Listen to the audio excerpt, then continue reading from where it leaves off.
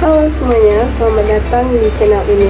Nah, pada kesempatan kali ini kita akan membahas sesuatu yang sangat dekat dengan kehidupan sosial kita. Tentunya ini berkaitan dengan kesetaraan dan ketidakadilan gender. Namun, ini berdasarkan macam-macam kebijakan yang telah ada. Nah, maka dari itu, teman-teman untuk selalu stay di video ini ya. How does a country end up in ruins because people are paid the same? Equal pay is one of the many mistakes that governments make when they think they know better than the people. Before, doctors, lawyers, bakers, teachers, and taxi drivers were paid based on how much people value their skills. But later, the Cuban government decided that they knew best and took the people's money so that they could pay everyone equally. Their government decided that doctors should get paid even less than taxi drivers, since the drivers get tips, but both are still in poverty. That's what their government has decided is fair. But why should a doctor think he's any better than a taxi driver? It's not about who is better. It's about what creates more value for others. A doctor's skills can save your life, while a taxi driver's skills can save you a walk across town. What would you be willing to pay more for? A doctor? Good, because I'm both. Thing, okay. Clear!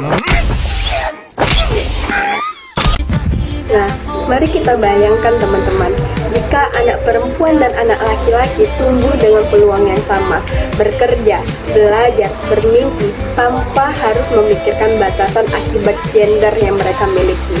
Namun, kenyataannya tak selalu seindah itu. Di Indonesia sendiri, yang notabene telah mengalami kemajuan yang sangat signifikan, masih adanya diskriminasi berbasis gender.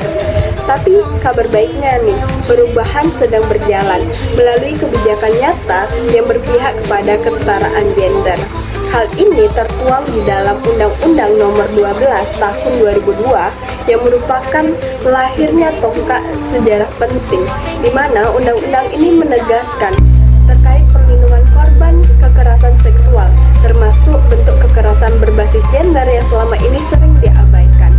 Dengan adanya pendekatan pada korban, undang-undang ini menjamin rehabilitas, restitusi, dan keadilan, bukan hanya sekedar penghukuman terhadap pelaku. Nah, gender dalam pendidikan perlu dipertimbangkan untuk dimasukkan ke dalam kurikulum yang inklusif.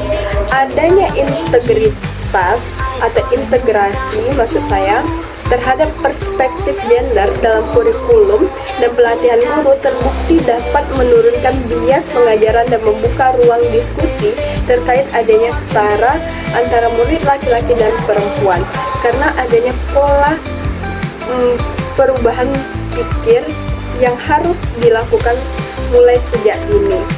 Di dunia kerja, perempuan itu sering menghadapi tantangan ganda, diskriminasi, dan beban ganda yang ada di rumah. Nah, di dalam jurnal administrasi pabrik yang dinyatakan menurut Fitri Riani 2020, di sini ia menyatakan kebijakan cuti melahirkan, perlindungan dari PHK karena hamil, serta kesetaraan upah telah diperkuat dalam Undang-Undang Ketenagakerjaan. Namun, implementasinya masih perlu diawasi ketat agar tidak tinggal di atas kertas. Saat ini, rencana Undang-Undang Kesetaraan Ibu dan Anak sedang diperjuangkan untuk memastikan keseimbangan hak dan tanggung jawab orang tua serta perlindungan kesehatan bagi ibu.